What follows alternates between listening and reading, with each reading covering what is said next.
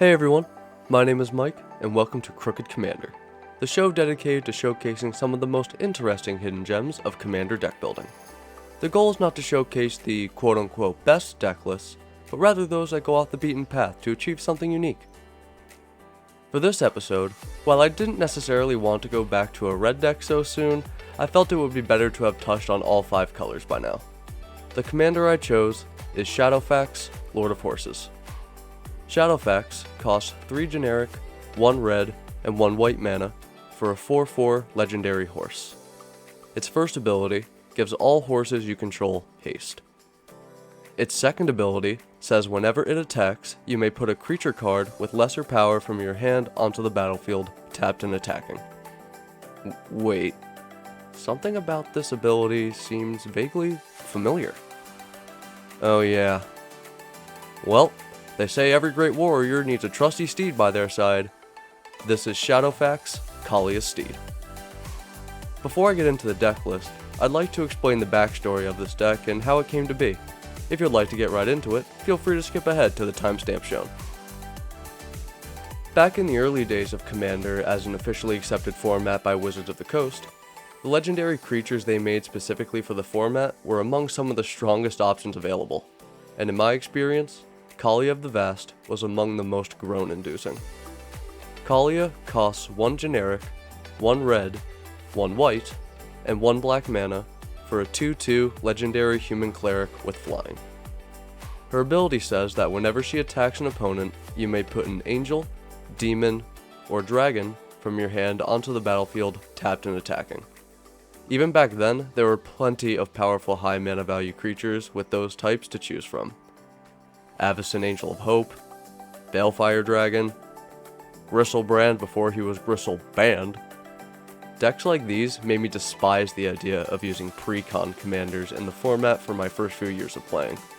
It wasn't until they became more and more abundant and variant in playstyle that I would eventually drop that opinion entirely.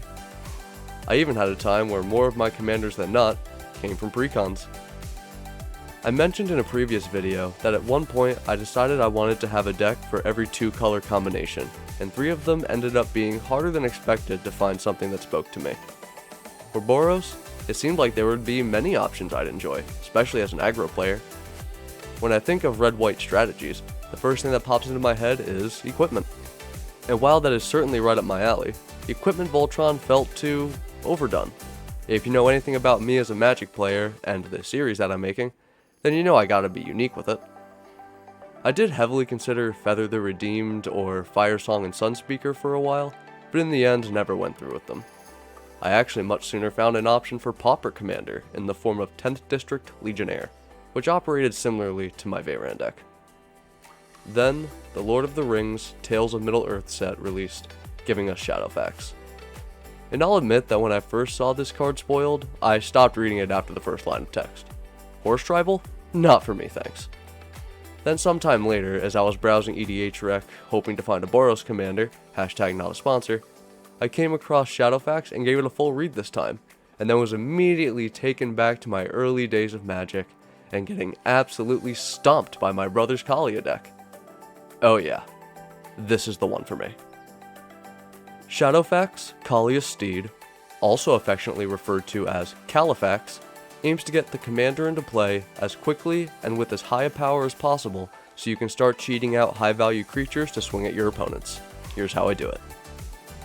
First, let's compare and contrast these 2 commanders, shall we? The first thing you'll probably notice is that Shadowfax doesn't have access to black mana, so that will limit our options by a decent amount. It also has a mana value of 5 compared to Kaalia's 4. On the other hand though, not having that 3rd color means you don't have to worry as much about mana fixing. Another thing that Shadowfax has over Kaalia is that its first ability gives it haste for being a horse, meaning it can attack the turn it comes into play, unlike Kaalia, who would need to set up another piece beforehand to be able to attack the turn she comes in. Certainly doable, but not guaranteed. When it comes to their abilities that cheat out creatures from your hand, they both trigger on attack, so combat damage does not have to be dealt to get the effect. One key difference is that for Shadowfax, the creature you want to cheat out needs to have a lower power. But the other key difference is what I believe to be a decent trade-off. Kaalia's ability is limited to only angels, demons, and dragons. Shadowfax's ability does not restrict to specific creature types, and while most of the creatures I run fall within the same confines as is the theme, I certainly take advantage of other creature types as well. This deck strategy is fairly straightforward, so unlike my other decks thus far in the series, the spells are split into only 4 main categories: Ramp, Draw, Pump, and Cheat Out. Starting with Ramp, as we all know, red and white certainly aren't famous for their ramping capabilities, so the deck runs mostly mana rocks in this section. Soul Ring, Arcane Signet, Boros Signet, Boros Cluestone, Talisman of Conviction, Felwar Stone, and Thought Vessel. I also run Pearl Medallion and Ruby Medallion for a little bit of cost reduction. Heraldic Banner and Patchwork Banner, while providing mana, also have ways of buffing Shadowfax as it enters. The last 2 pieces are Rose Room Treasurer and Smothering Tithe, which are both 4-drop permanents that allow me to make a decent amount of treasure each turn. Moving on to the draw section, I decided to focus mainly on permanents with repeatable abilities. I chose Chivalric Alliance, Esper Sentinel, Firemane Commando, Mask of Memory, Paleontologist Pickaxe, and Pip-Boy 3000. I do also run Demand Answers and Thrill of Possibility for some cheap instant speed draw. Next, we have the pump section. As I mentioned prior, we want Shadowfax to have as high of a power as possible when it enters so we can take full advantage of its second ability. This section is filled with permanents that have Anthem or Anthem adjacent abilities. We have Always Watching, Bastion Protector, Battle Plan, Bloodsworn Steward, Day of Destiny, Flowering of the White Tree, Glass of the Guild Pact, Glorious Anthem, Hall of Triumph, Honor the Pure, In the Trenches, Kelith Sunmane Familiar, what do you know, another horse made it in, Legion's Initiative, Noble Heritage, Rally the Ranks, Shared Triumph, Spear of Heliod, Sword of the Chosen, and War Leader's Call. Now let's get into the cheat out section.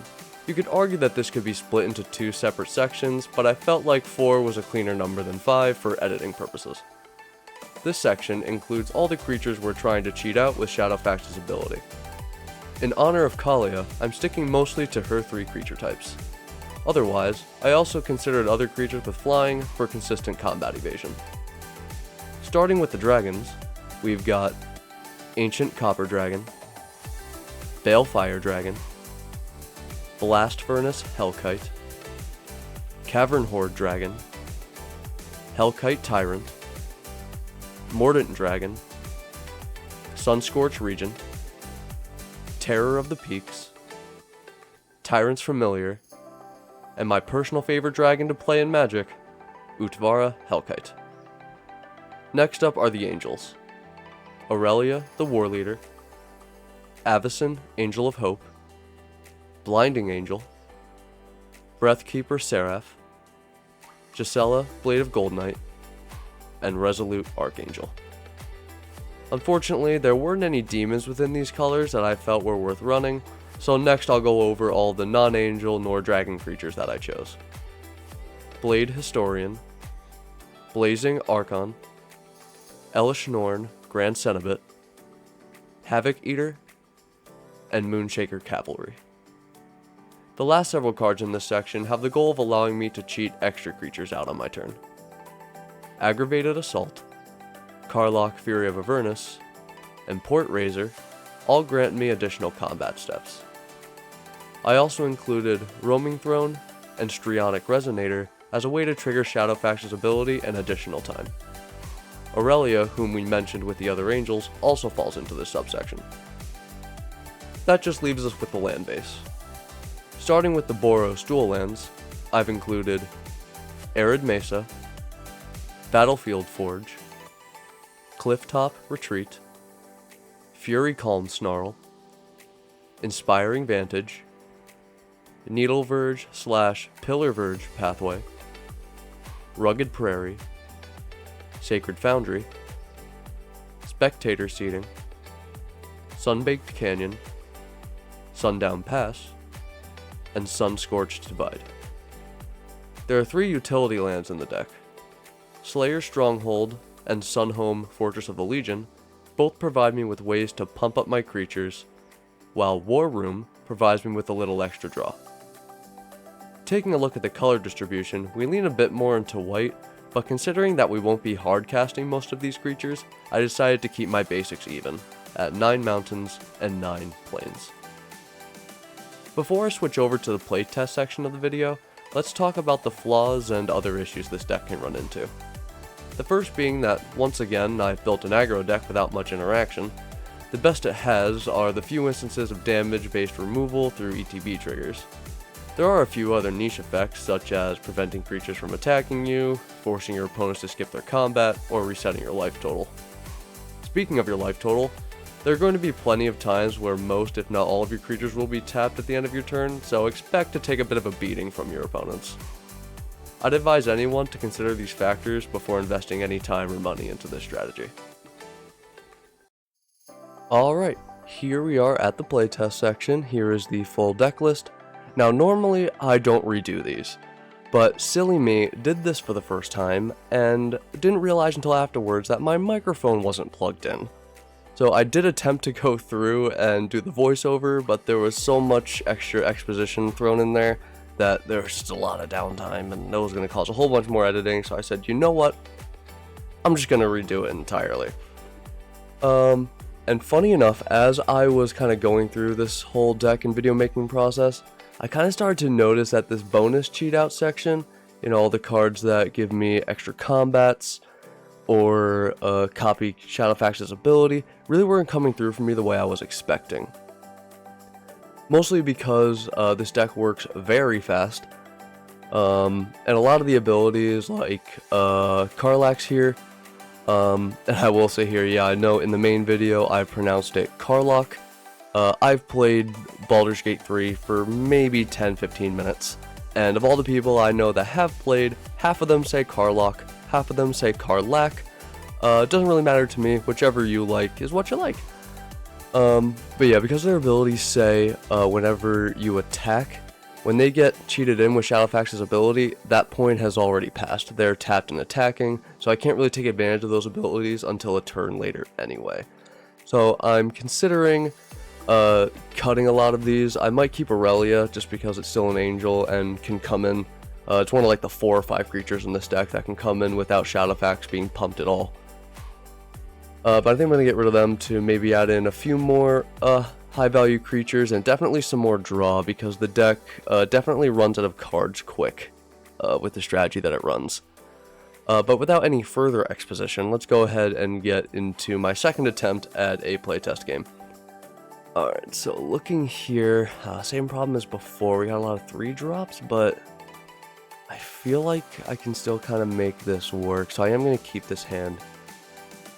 We will start on turn 1, make sure we're seeing our horsey boy here. Gotta love Shadowfax. And we'll start with Inspiring Vantage untapped, since I do control 2 or fewer lands at this point. Proceeding to turn 2, we'll draw, not a land, but alright. We'll put this mountain into play and tap both of those for the Boros Signet. And then we'll just proceed right into turn 3. Getting a land there, love to see that. So now, I had this conundrum in the last game. I can risk not drawing a land in hopes that I do, so I can get Shadowfax out, automatically puffed with something like Hall of Triumph or Bastion Protector, or even Bloodsworn Steward at this point.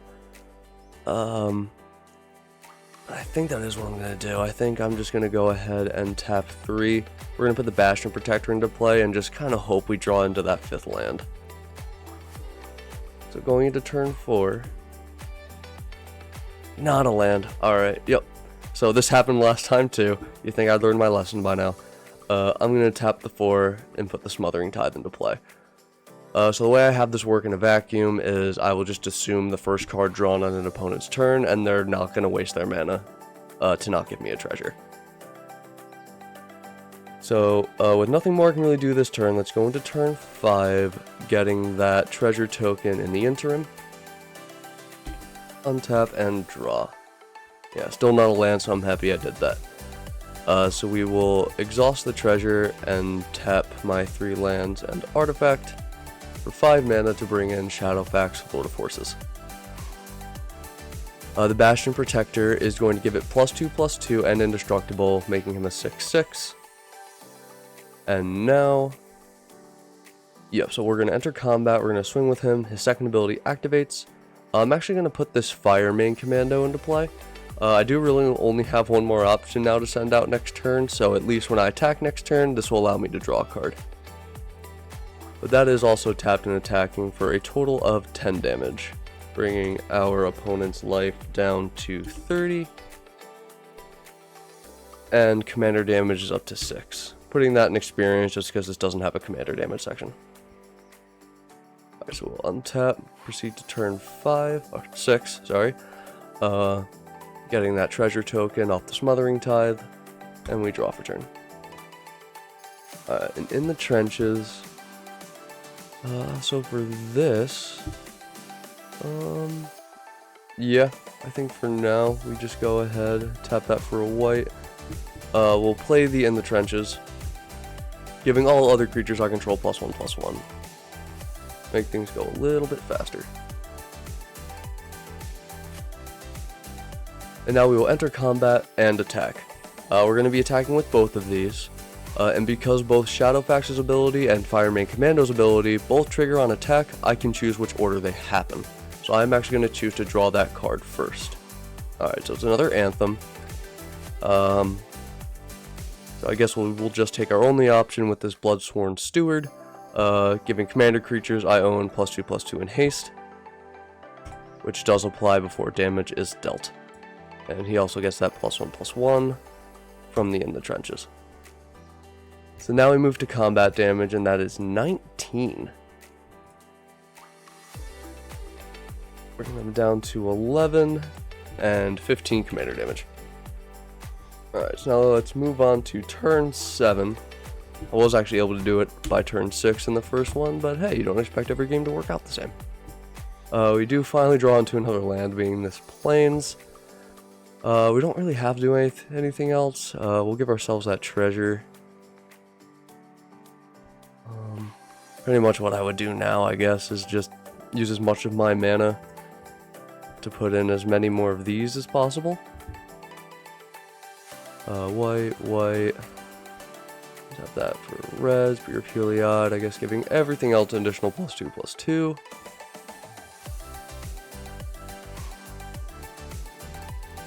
Swing with everything. Choose the commando's ability to draw a card first, not a creature. But that will be enough damage to end them. And if it didn't, well, hey, then how about a Soul Ring into Hall of Triumph? But yeah, this was a basic playtest of how the deck works. You can definitely see how you run out of cards quickly, so I do think I'm probably going to put in a bit more draw. And I didn't even bother with the Aggravated Assault, especially because I didn't really have enough options in my hand to really take advantage of that bonus combat. But yeah, I hope you guys are enjoying the series, and thanks for stopping by.